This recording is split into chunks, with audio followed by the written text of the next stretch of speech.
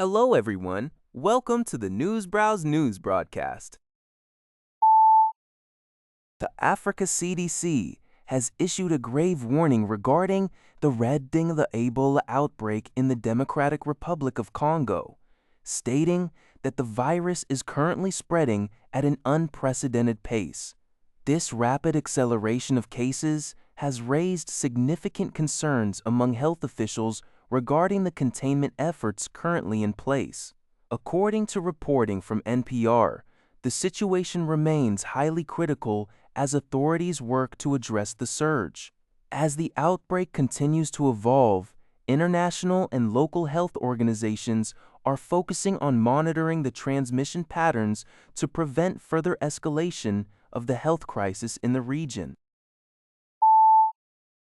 According to reports from NHK, Israel and Iran have engaged in a direct exchange of military strikes, significantly heightening fears that full-scale fighting could resume between the two nations. The Israeli military confirmed that its air force conducted strikes against Iranian military sites in central and western regions. This followed an earlier missile attack launched by Iran's Islamic Revolutionary Guard Corps, which stated its action was in response to Israeli operations in southern Lebanon.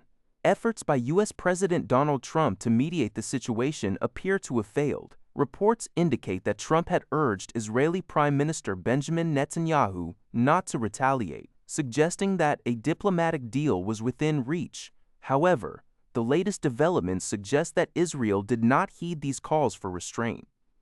Explosions were reported in Tehran, Tabriz, and Isfahan, marking a dangerous escalation in regional hostilities.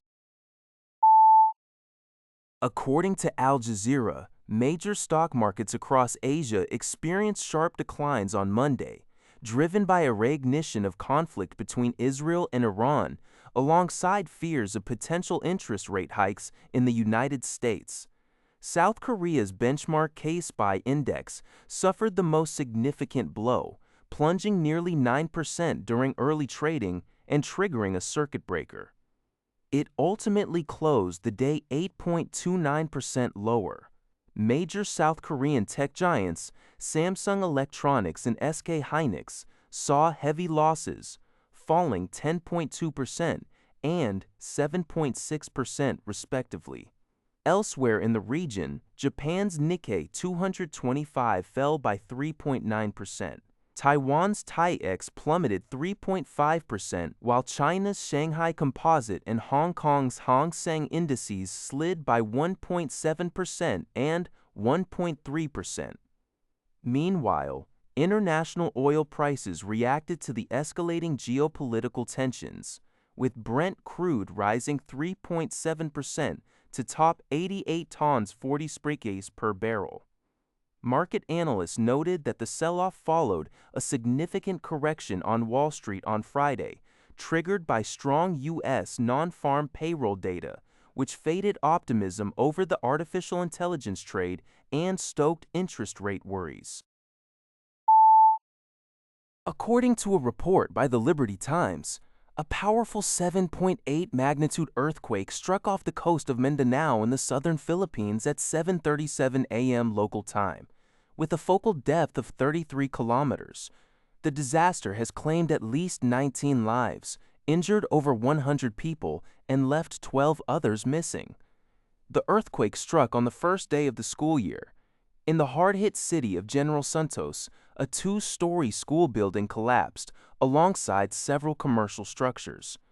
Over 100 students attending morning flag ceremonies were injured in stampedes or fainted from shock. Local police and rescue teams are currently searching for 12 missing individuals, amid reports that some students may be trapped under the collapsed school building. The tremor also triggered a 1-meter-high tsunami that impacted coastal villages. However, all tsunami warnings were lifted approximately 5 hours later.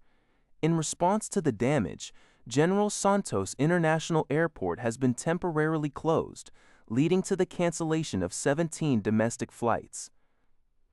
President Ferdinand Marcos Jr. has ordered class suspensions in the affected regions and directed disaster response agencies to prioritize relief efforts.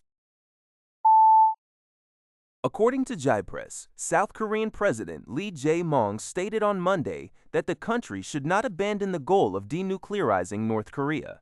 Speaking at a press conference marking his first year in office, Lee warned against South Korea pursuing its own nuclear weapons program to counter Pyongyang's nuclear threats.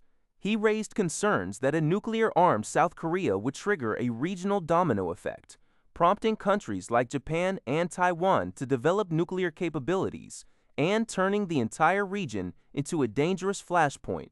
Lee also stressed that South Korea's heavily export-reliant economy could not survive the severe international sanctions that would inevitably follow any violation of global non-proliferation rules.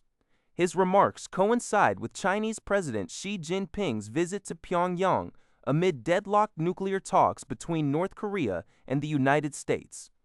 Regarding future negotiations, Lee suggested that Seoul should initially focus on limited, short-term goals, such as securing a moratorium on North Korea's production of nuclear materials. That's all for this video. Thank you for watching. See you in the next video.